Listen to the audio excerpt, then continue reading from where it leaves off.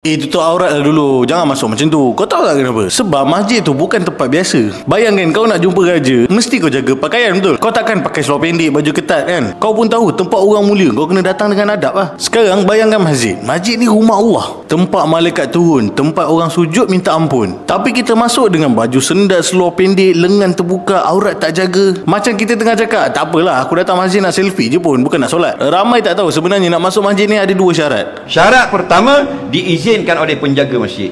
Kalau kita kata AJK lah.